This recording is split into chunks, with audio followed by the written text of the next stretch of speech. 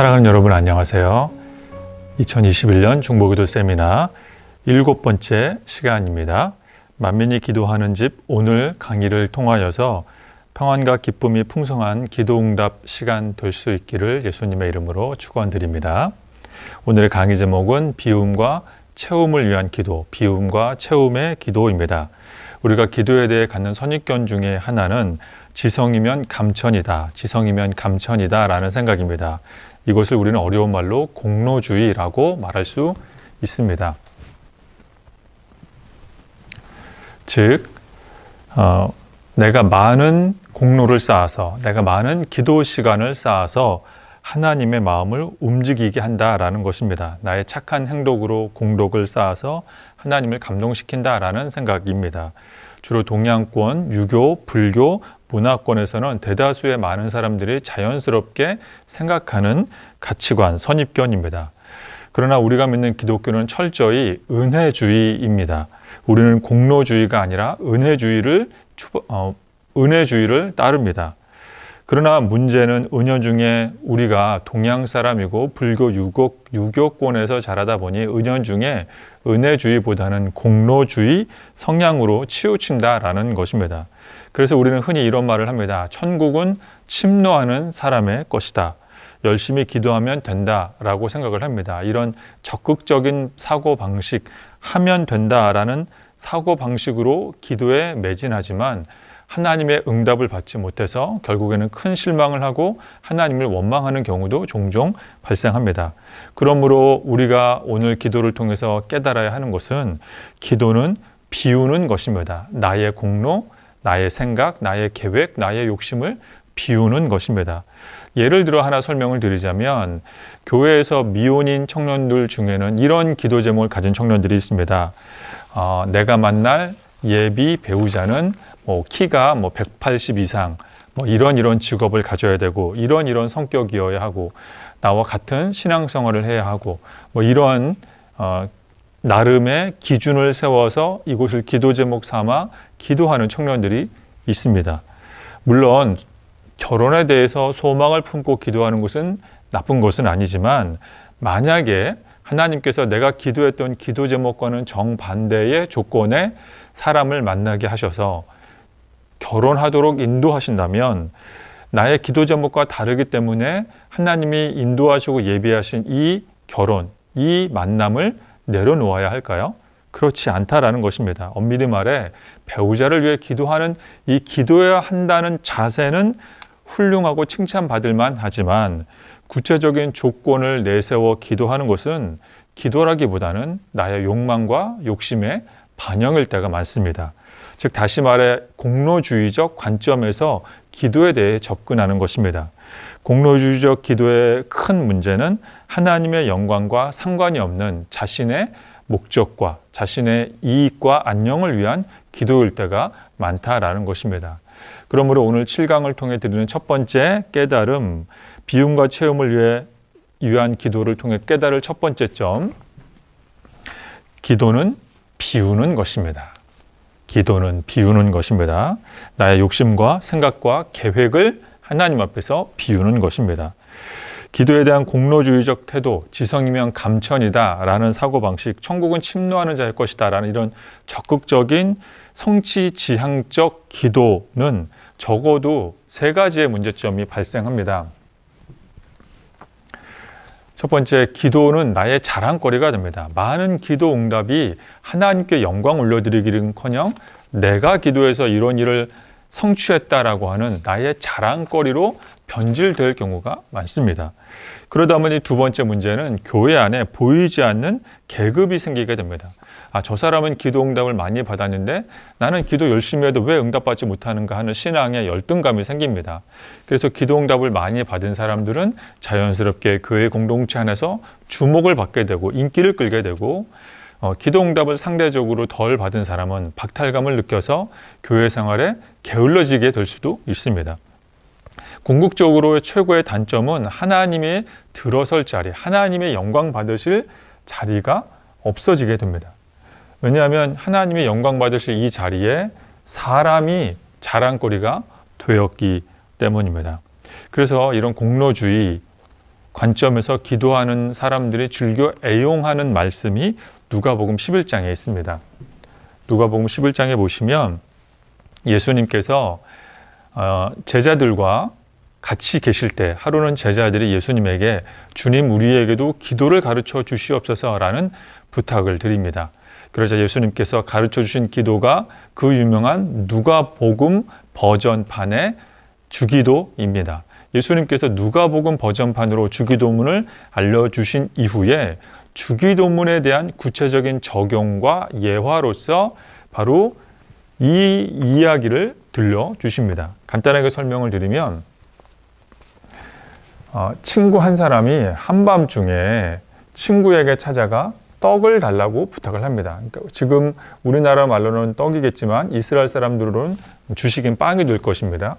한밤중에 찾아갑니다. 사실 지금 우리나라 정서로도 한밤중에 손님이 찾아와서 음식을 달라는 것은 매우 무례하고 예의에 어긋난 행동입니다. 2000년 전 예수님 살던 당시에 이스라엘 팔레스틴 사회에서도 한밤중에 아무리 친한 친구라 하더라도 친구에게 찾아가 먹을거리를 달라는 것은 매우 무례한 행동이었습니다. 그 벗이 말합니다. 내 벗이 여행 중에 내게 왔으나 내가 먹을 것이 없노라 하면 그가 안에서 대답하여 이르되 나를 괴롭게 하지 말라. 문이 이미 닫혔고 아이들은 나와 함께 침실에 누웠으니 내게 줄 수 없노라 하겠느냐. 내가 너희에게 말하노니 여기서 여기 내가는 이제 예수님을 말합니다. 예수님께서 지금 제자들에게 설명을 해주십니다. 내가 너희에게 말하노니 비록 그 벗됨, 그 관계 때문에는 인하여 일어나서 주지 않겠지만 즉 관계 때문에는 이 한밤중에 이 무례를 범한 친구에게 음식을 줄 의무가 전혀 없지만 그 간청함으로 인해서 먹을 것을 주겠다라고 말합니다. 간청함. 그러면서 9절 10절에서 문제가 되는 말씀이 있습니다.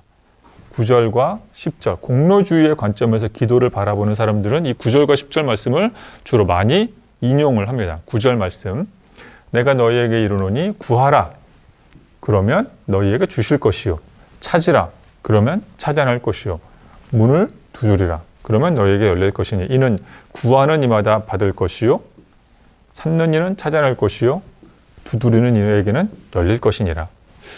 얼핏 보면 이 말씀은 굉장히 적극적인 사고방식을 권장하는 것처럼 보입니다. 그러나 이것은 이 말씀에 대한 구체적인 배경과 문화적인 이유를 모르기 때문입니다. 즉, 잘 몰라서 실수하는 것입니다. 이 말씀은 예수님 당시의 문화 배경 측면에서 이해해야 합니다. 예수님 생전에 2000년 전 유대 사회는 엄청난 명예와 환대를 중요하게 여기는 사회였습니다. 찾아오는 손님을 그냥 돌려보내는 것은 그것은 명예가 깎이는 굉장히 불명예스러운 일이었습니다. 개인의 명예도 중요하지만 더 중요한 것은 마을 단위, 즉 공동체 단위의 명예가 더 중요했습니다.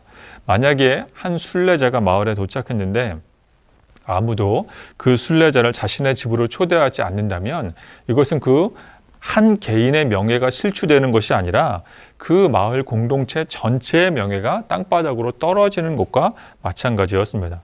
반대로 어떤 한 사람이 그 순례자가 마을에 도착했는데 그 마을에 첫 만나는 사람의 집, 처음 만나는 사람이 자신의 집으로 초대해서 열렬히 환영해 준다면 그것은 그 한 개인의 명예뿐만 아니라 그 마을 공동체 전체의 명예가 칭찬받는 그 명예가 드높아지는 아주 훌륭한 것이었습니다. 이런 문화적인 배경에서 이 말씀을 살펴봐야 합니다.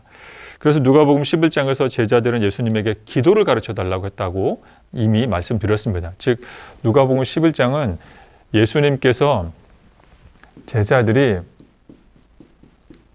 예수님에게 기도를 가르쳐 달라고 하여서 예수님께서 주기도문을 가르쳐 주십니다. 그리고 그것에 대한 이제 사례와 적용으로 한밤중에 찾아온 두 친구의 사이에 관련된 이 음식에 대한 얘기, 환대에 대한 이야기를 합니다. 그러면서 이 예화의 결론은 13절에 있습니다. 사실은 이 13절 말씀이 결론입니다. 너희가 악할지라도 우리의 영적 현실이 악하고 게으른 것을 예수님은 잘 아십니다. 좋은 것을 자식에게 줄 알거든. 하물며 너희 하늘 아버지께서, 우리의 영적인 아버지 하나님 아버지께서 구하는 자에게 성령을 주신다라는 것입니다. 즉, 이 주기도문의 이 예화로 주신 두 친구와 음식의 비유의 결론은 바로 성령인 것입니다. 즉, 주기도를 하는 사람, 하나님의 마음에 합한 기도를 하는 사람의 결론은 성령의 사람이 되라라는 것이지, 사실 적극적 방식의 기도를 말하는 것이 전혀 아니라는 것입니다. 다시 한번 이 말씀을 좀 살펴볼 필요가 있습니다.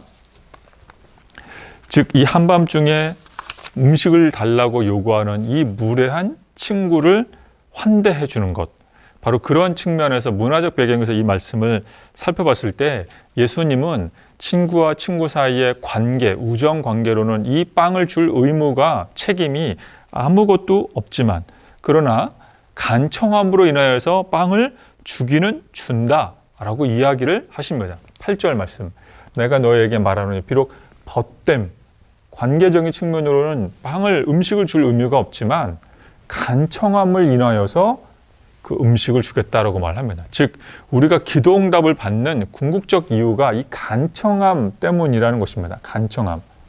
그러면 이 간청함이란 이 단어가 무슨 뜻인지 우리가 한번 살펴보아야 합니다. 헬라어로 아나이데야라는 이 단어, 간청함이라는 이 단어는 첫 번째 뻔뻔하다는 뜻이 있습니다. 두 번째 끈질기게 고집스럽다는 뜻이 있습니다.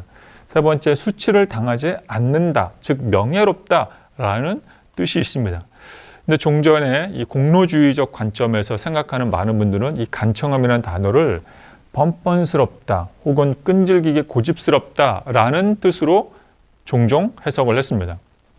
그러나 은혜에 입각해서 기도를 바라보는 사람, 특별히 요즘에 현대의 많은 신학자들은 이 해석에 대한 오류를 지적을 하며 3번의 해석이 맞다라고 많이 손을 모으고 있습니다. 즉, 명예에 대한 이야기다라는 것입니다. 이렇게 말씀드릴 수 있습니다. 비록 벗됨을 인하여서는 일어나서 주지 않을지라도 그 명예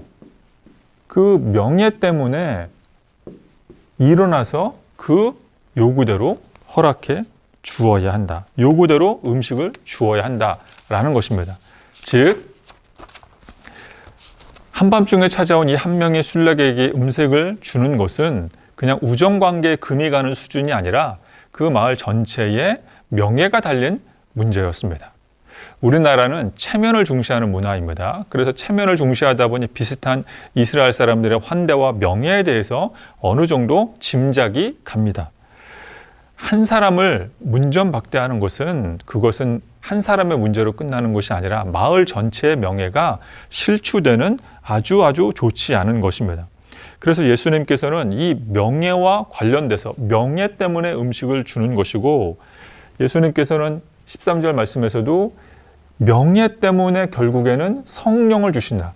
하나님 아버지께서는 그 하나님 아버지의 명예 때문에 우리가 악하지만 우리에게 구하는 자에게 성령을 주신다라고 말씀해 주시는 것입니다. 다시 말해, 우리가 기도를 할 때 우리의 공로주의, 성취주의를 비워놓고 내려놓아야 하는 이유, 나의 욕심, 나의 계획, 나의 자존심, 때로는 나의 미움과 원망, 이 모든 것들을 철저히 비워야 하는 것은 하나님께서 하나님의 명예에 맞게 우리에게 더 좋은 곳으로 채워주시기 때문입니다. 그렇습니다. 우리는 철저하게 나의 공로가 아니라 하나님의 은혜를 의지하여 기도해야 합니다. 하나님의 명예를 의지하여 기도해야 합니다. 비워야 기도 응답 받습니다. 하지만 잘 비워지지가 않습니다. 그래서 성령님께서는 우리의 기도 생활을 탄식하며 성령님이 우리를 절대적으로 도와주십니다. 따라서 성령님을 적극적으로 의지하여 비움의 기도, 나의 욕심과 계획과 나의 바램을 비우는 기도, 나의 공로를 내려놓는 기도를 통하여 응답받으실 수 있기를 간절히 소망합니다. 두 번째, 우리가 이제 하나님 앞에서 비움의 기도를 했다면 우리는 하나님의 은혜로 채우는 기도를 해야 합니다. 하나님의 은혜, 하나님의 자비로 우리의 기도를 채워야 합니다. 우리가 하나님 아버지, 이만큼 기도했으니, 이만큼 새벽 예배 나왔으니, 이만큼 제가 하나님을 위해 봉사했으니 응답해 주세요 라는 것이 아니라 하나님, 저는 죄인입니다. 저는 아무 공로 없습니다. 저는 아무 자격 없습니다.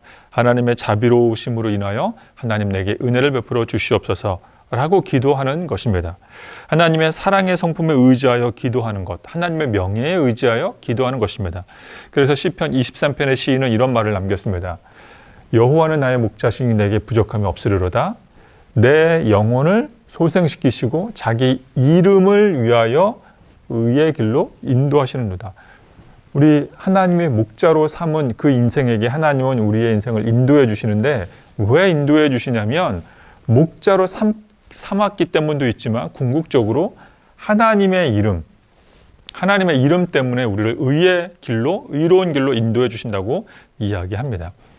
여기서 말하는 하나님의 이름이 바로 하나님의 명예를 뜻하는 것입니다. 하나님의 명예.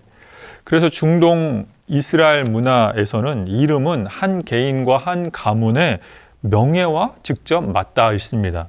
예를 들어서 누군가의 이름을 부를 때에도 그냥 부르지 않습니다. 예를 들어서 야곱의 이름을 부른다고 하면은 이렇게 말을 합니다.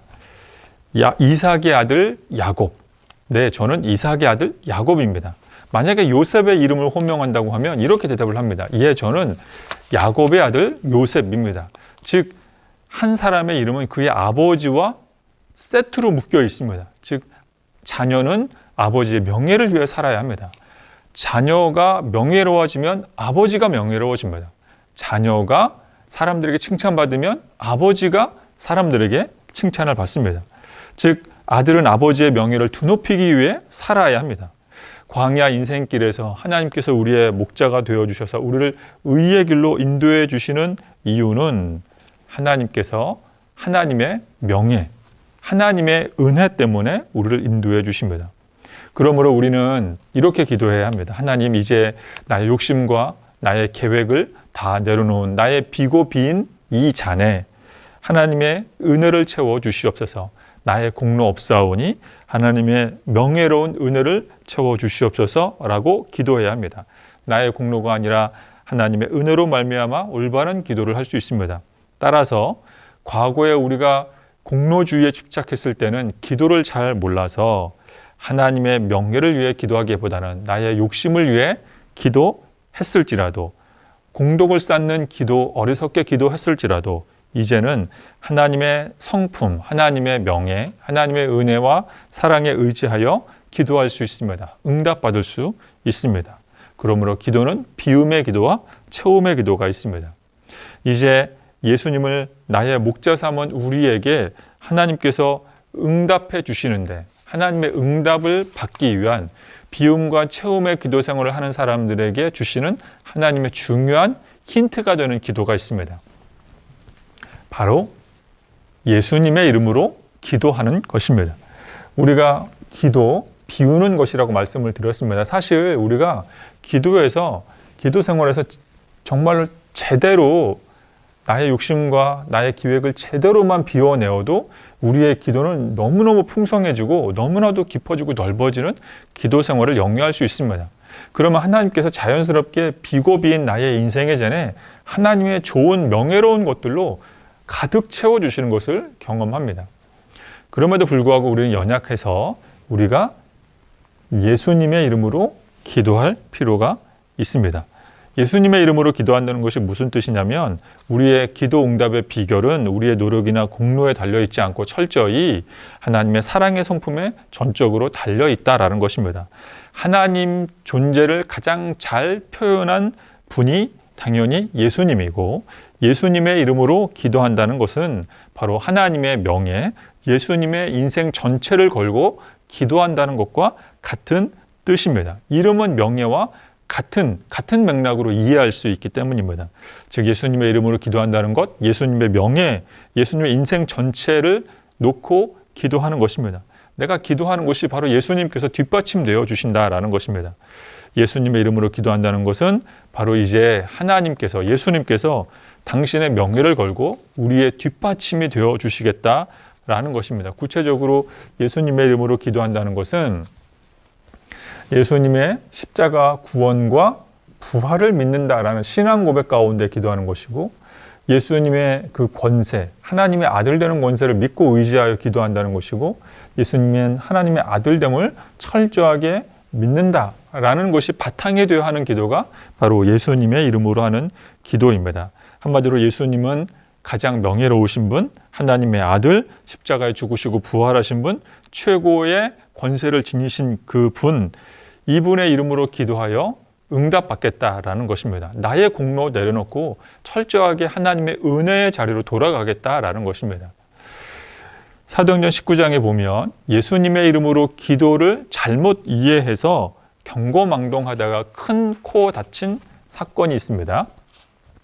사도행전 19장에 보면 바울이 이제 예수님의 이름으로 놀라운 능력을 행합니다. 심지어 바울의 몸에 손수건이나 앞치마를 가져다 대는 사람도 그 은혜 때문에 병든 사람이 병이 떠나가고 악기가 축기 되는 일이 발생합니다.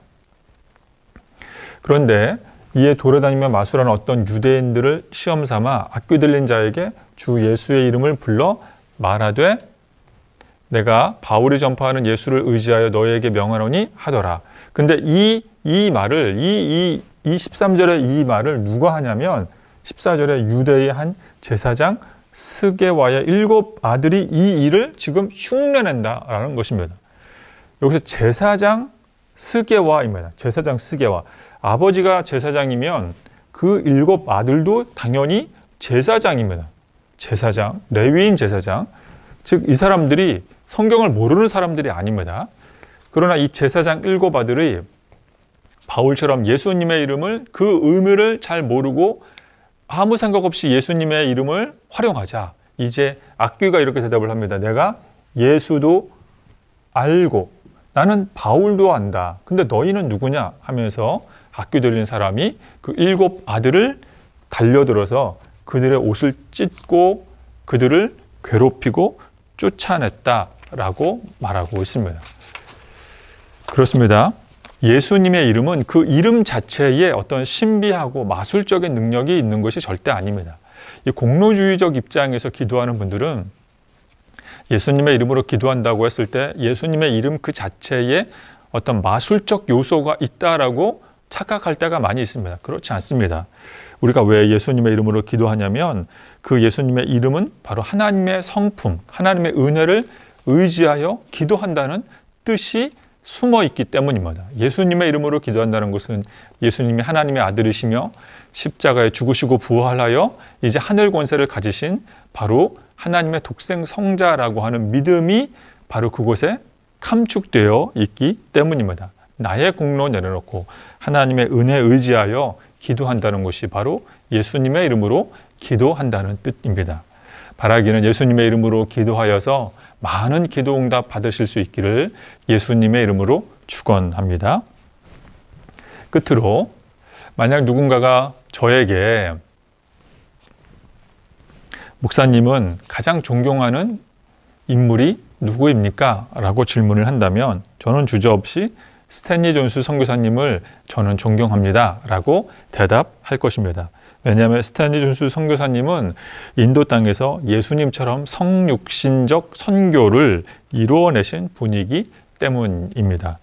예수님 이름 하나만으로 힌두교, 불교, 이슬람 많은 그 종교 지도자들, 종교 사제들을 예수님의 이름 앞에 무릎 꿇게 만든 스탠리 존스 선교사님이시고 또 수많은 수천 명의 인도 사람들에게 예수 그리스도의 복음을 전한 분이 이 스탠리 존스 선교사님이시고 우리가 잘 아는 유명한 마하트마 간디에게도 예수님 복음을 전한 분이 바로 이 스탠리 존스 선교사님이시고 또 전 세계의 테러와 전쟁과 분란으로 힘들어하는 곳곳마다 세계 곳곳마다 직접 찾아가서 피스메이커 사역을 하신 분이 바로 이 스탠리 존스 선교사님이십니다. 우리나라에도 한국전쟁 시절에 우리나라에 찾아와서 남북 평화를 위해서 다방면으로 기도하시고 노력하신 분이십니다. 그래서 이번 생전에 노벨 평화상에 선교사 목회자로서 2번이나 노벨 평화상의 후보로 오르셨고 미국 타임즈 선정 20세기 가장 위대한 선교사, 20세기 바울이라고 하는 그런 호칭, 애칭을 받으신 분이 바로 이 스탠리 존스 선교사님이십니다. 그래서 저는 이분이 쓴 책, 한국말로 번역된 책은 모조리 사서 읽어보았습니다. 이제 스탠리 존스 선교사님의 인생의 마지막에 예수님의 이름과 관련된 일화를 하나 소개하며 오늘 강의를 마치도록 하겠습니다. 스탠리 존스 선교사님께서 인도에서 미국으로 돌아와 87세가 되었을 때 갑자기 몸의 마비로 인하여 쓰러지게 되었습니다. 이 스탠리 존스 선교사님, 스탠리 존스 목사님은 수개월 동안 병원 병동에 누워서 일어나지도 못하고 말도 못하고 이런 의식불명의 상태로 있다가 가까스로 깨어났을 때 이 선교사님은 의사와 간호사들에게 이런 부탁을 하였습니다. 아침이든 낮이든 자신을 보러 오면 이렇게 말해 주십시오. 스탠리 존스야, 예수 그리스도의 이름으로 명하노니 일어나 걸으라. 그럼 이런 부탁을 받은 의사와 간호사들은 이렇게 대답을 했습니다. 아이고 선교사님, 저희는 선교사도 아니고 목회자도 아니고 신학 공부도 하지 않았습니다. 저희가 어떻게 그렇게 말할 수 있습니까? 그러면서 어떤 사람은 굳고 사양하기도 하고 어떤 사람은 뒤에서 비웃기도 했습니다. 그러나 그럼에도 불구하고 스탠리 존스 선교사님은 나를 만나러 오는 모든 의사와 간호사분들은 스탠리 존스야, 나사렛 예수 그리스도의 이름으로 명하노니 자리에서 일어나 걸으라 라고 꼭 말씀해 주셔야 합니다. 그래서 의사와 간호사들은 이 선교사님을 회진 올 때마다 번갈아 가며 스탠리 존스야, 나사렛 예수 그리스도의 이름으로 명하노니 일어나 걸으라 라고 이야기해 주었습니다. 그러자 놀랍게도 기적 같은 일이 발생했습니다. 6개월 만에 스탠리 존스 선교사님 목사님은 병석에서 일어났습니다. 그분은 건강을 회복한 후에 다시 인도로 돌아가 남은 사역 선교에 헌신하시다 88세에 하나님의 부름을 받아 별세하셨습니다. 그렇습니다. 우리는 능력 없습니다. 우리가 아무리 적극적으로 아무리 노력한다 하더라도 우리는 언젠가 한계에 부딪히기 마련입니다. 그럴 때 우리는 기억해야 합니다. 나의 욕심과 나의 야망을 담은 기도 제목을 비우고 하나님의 사랑의 성품에 의지하여 하나님의 그 명예로운 이름에 의지하여 우리는 차움의 기도를 할 수 있습니다. 예수님의 이름으로 기도할 때 예수님의 이름의 참다운 의미를 깨달아 예수님의 이름으로 기도할 때 하나님께서 저와 여러분에게 풍성한 하늘 은혜로 채워주실 줄로 믿습니다. 기도하겠습니다. 사랑의 하나님 아버지, 우리는 예수님의 이름으로 기도하며 하나님의 이름을 부르며 기도할 때 우리는 아무 공로 없으나 하나님의 사랑의 성품으로 우리에게 은혜를 가득 부어주셔서 응답받으며 채움받으며 이 광야 같은 인생길 살아갈 수 있도록 우리와 함께해 주시옵소서. 예수님의 이름으로 기도드립니다. 아멘.